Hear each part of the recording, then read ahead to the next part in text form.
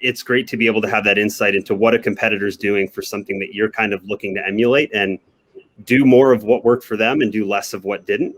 And we're just always taking an iterative process with everything we do, and doing it quickly. One, look at yourself, how you're doing, look at your competitors, but also look in, for us at Mercedes-Benz, the luxury segment. So, if we consider ourselves the pinnacle of automotive advertising, why would I try to emulate someone who I think isn't as good as we are? So who are the other brands that you maybe look up to aspirationally, and what are they doing? So, for us, it's the Gucci's, the Pradas, Balenciagas of the world. Around, this would have been maybe July or August of last year. It was the Stop Paid for Profit initiative. So everybody was pulling their ad dollars out of Facebook.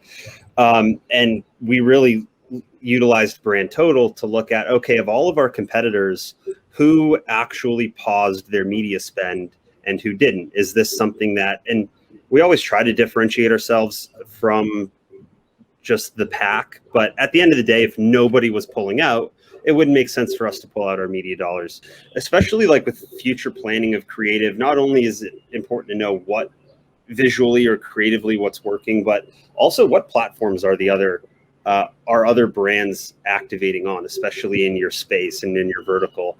I'd like to think that there are some really smart people working at BMW and Audi, and it's interesting to see what is with the insight through Brand Total. Where are they spending their money month over month? Is it, if let's say in the month of April, we saw a huge uptick in BMW spend on Twitter.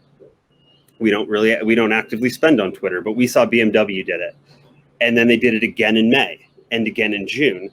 I'd like to think that who's over there knows what they're doing, and they're seeing something that's working. So maybe it's worth us exploring, versus if they were on Twitter in April and never again, maybe that's enough of a data point for me to say, hey, I'm able to make the same decision as BMW without having to invest 6 to 7 figures on Twitter.